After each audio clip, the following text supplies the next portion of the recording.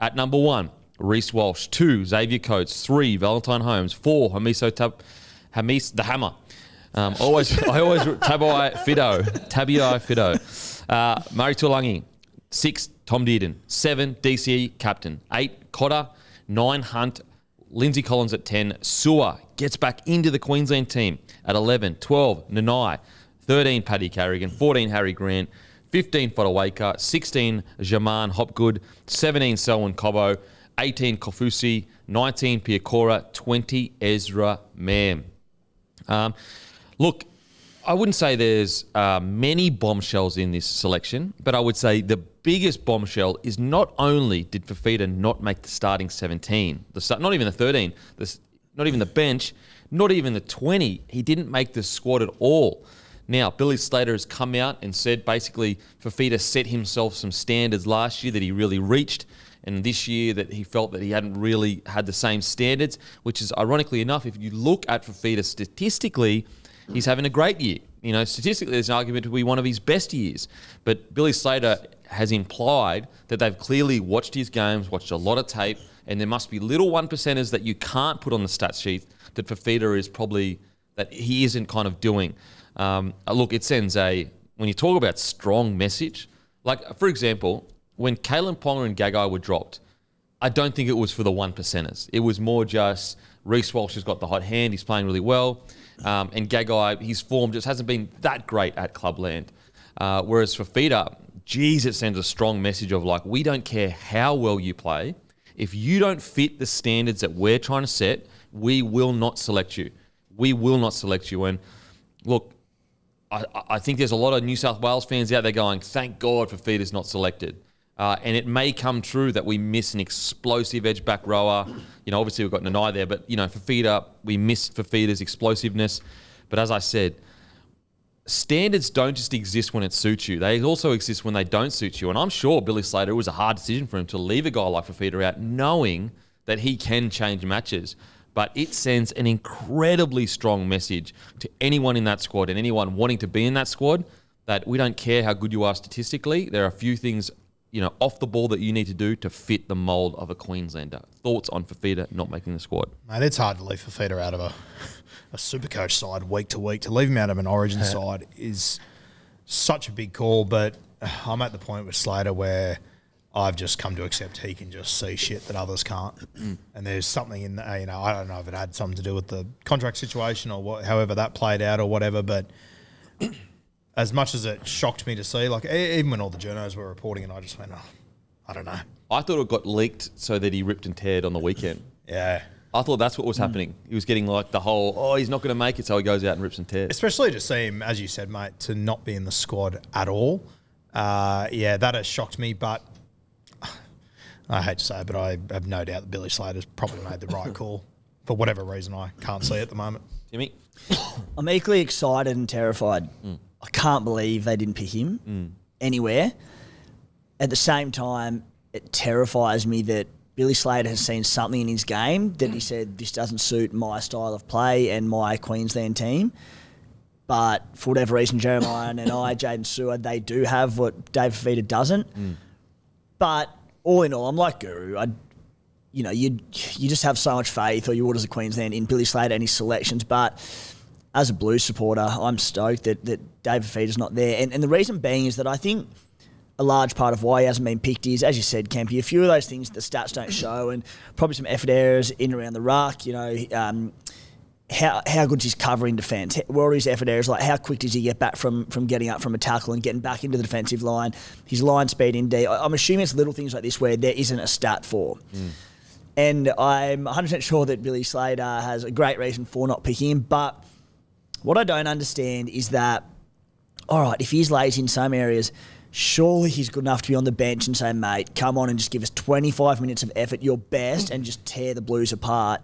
That's what surprised me. And the other thing, Jeremiah Nanai, who I know I'm a bit critical of him, but I think defensively, not just this year, but in recent years, and in particular this year, has been really poor. I'm like, what does Nanai do that Dave Fifita doesn't to justify him getting picked over him? So, as I said, I'm happy about it as a Blues supporter, but Billy'd have his reasons. Yeah, I agree with you in regard to Nanai. you know, we often go, you know, we often look at games of the Cowboys and say, geez, and I only had 5-6 runs, but maybe it's not necessarily about, as I said, like the stats or whatever. It's more about, yes, Nanai may miss key tackles, but it's not from a lack of trying. Maybe that's Billy Slater's thinking that, okay, yes, he can miss tackles in defence or whatever, but very rarely is it because he wasn't trying to get there or... Yeah, and I look at it, let's say they went with Jaden Sewer and like Felice Kafusi. I'd go, all right, he's gone defensive mind. Like Billy Slater, notoriously in the short span he's had as Queensland coach so far, has been an attacking minded coach. We've seen that with like the Walsh selections, with the Nanai selections last year. But if it was with that, I'm like, all right, he wants a rock solid 17, confident that they'll do a job. I mean, the fact that he's confident that Nanai, by picking him to start, will do a job says it all. But, I mean, I wouldn't be on what I've seen from Nanai defensively so far. So, had Fifita missed out and maybe Nanai was even on the bench, I'd be like, okay, I kind of get it. Gone for the more solidified, defensive-minded edge back rowers. But to have Nanai there and no Fifita anywhere, I said it makes me happy. Mate, it's very surprising because, like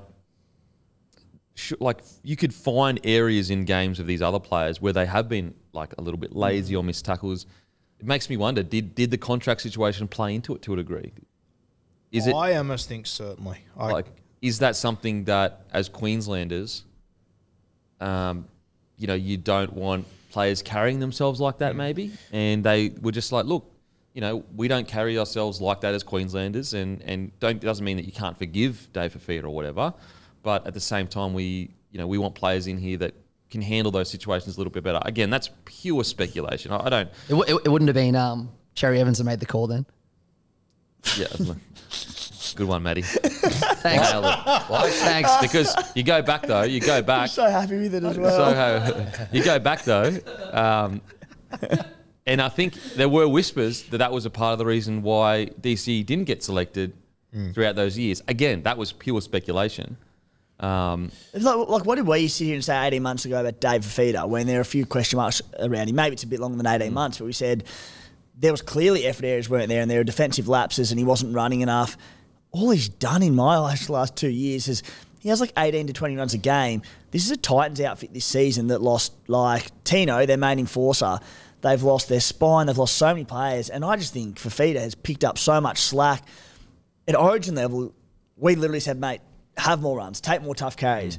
I thought he was doing that. It's like, all right, pick him, play him off the bench. You don't need to have a run every set. Save your energy a little bit and be more effective. And maybe off the back of doing that, he's not as gassed in defence and those effort areas improve. Well, I thought he was outstanding last series as well. So did I. I thought he went in there and did a real job, especially on Mitch Moses, just kept running at him all day, and Moses did a real good job on him. It is a perplexing one. Because, like, I haven't really watched Fifita, and is he Ruben Cotter? Like, no, he's not Ruben Cotter. But at the same time, this year, I haven't really watched him and said he isn't engaged in the game. But I guess Billy must see a lot of tape and just gone, there's like he must watch hours and hours of tape just on Fifita, and I guess pick up. He doesn't, I don't know, cover across an attack when people make breaks. All those like little things that you want Queenslanders doing in the jersey. I guess on the flip side, he did the same thing to Collins last year, just the reverse. No one thought Collins was going to... No one thought Collins was having the best year, but Slater just picked him. That's a good point. I wonder how much, because like obviously it's a long time since DCE backflipped on the Titans, but I mean it is an argument. You can say, well, DCE became a captain, so if we're going to have a captain of the club that's done a backflip before, and Fifita has done a backflip, and look, there were whispers around that time, and those whispers have been vehemently denied by Queensland.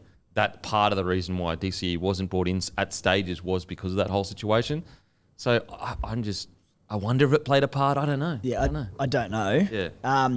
But the thing, like, still with Fifita is that if he does have like defensive lapses in him, I'm baffled by it. I really am. I don't. Well, as I said, Nanai has defensive lapses. Yeah, like, who would you have had starting? Would you have Nanai or Fifita? I would have had Fifita, and I would have Fifita, Kafusi. But your point about Kafusi not playing like 80 minutes is a concern, and I would have had Nanai on the bench. Like if he does have some slight defensive like lapses and effort areas in him, David Fifita, I'm stunned that I think the attacking upside by far and above outweighs whatever maybe he does that leaks in defence. And that's why you're like, when it doesn't make sense to us, you start looking for, well, was it the backflip or whatever? And maybe they looked at that and said, obviously Billy has said he has no doubt Fifita will be back in the side. And he's obviously also said he's spoken to Fifita. It's a strange one, isn't it? Like, as you said, if it had been a Kaufusi Sewer edge back row, it'd make more sense. Makes more sense. But the fact that Nanai, who, had a really good start to the year, I think, but defensively has had some lapses. What do you reckon, Matty? Yeah, I actually don't have much more to add. I actually agree with everything you said. I'm shocked Fifita didn't get picked. Don't do that. The audience will hate you. I don't agree with everything I said. I'm stoked that Sewer got picked. I think he definitely deserves it. But again, Jeremiah Nanai, I would have picked Fifita over Nanai for sure. I just did a bit of looking just back to the DCE thing. So DCE backflipped just before Game 2 2015, and then they lost, which he was a part of. Then he got dropped, and then he was out of the team for 3 years. So even though they've denied it, maybe it did play a part, and obviously your cards aren't marked forever. It's probably just a short-term thing. Yeah, it's almost like just for that moment in time. Yeah. And then once, all's forgiven and he can come back in and obviously I think it's very likely that that's the case. You reckon? Yeah. Yeah. I heard he actually got picked, but he backflipped back out of the team. So some good news for Matty too. Fifita gets left out of the Origin side. He's got 2 weeks to sit on that before he takes on the South Sydney Rabbitohs. Oh, great. Great news. It's great news.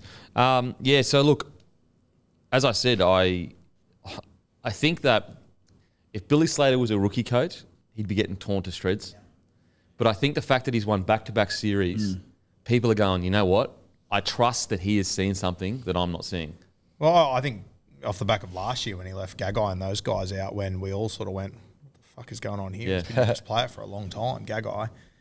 I want to criticise his decision, but so do I.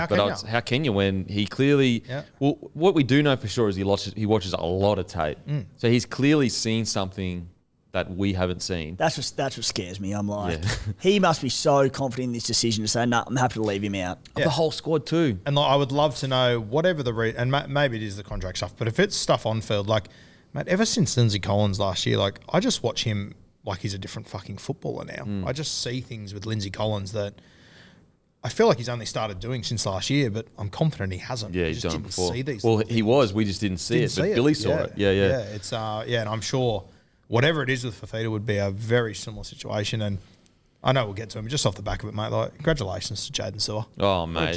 He sat across just there. We had him on the potty, and just hearing how passionate he was about getting back into the Queensland side. Yeah. And I know there would have been fans listening to Sewer say that, going, "Are you serious? Like, we're talking on a back-to-back Queensland side with back rowers that are absolute throbbers." But Sewer was like, "No, like I'm, my goal is to get back in there. I believe I can," and he's done it. Fuck, it takes balls to sit there and say that. Absolutely. It's incredible. We'll make sure during the week or something, Matty will go find that clip again.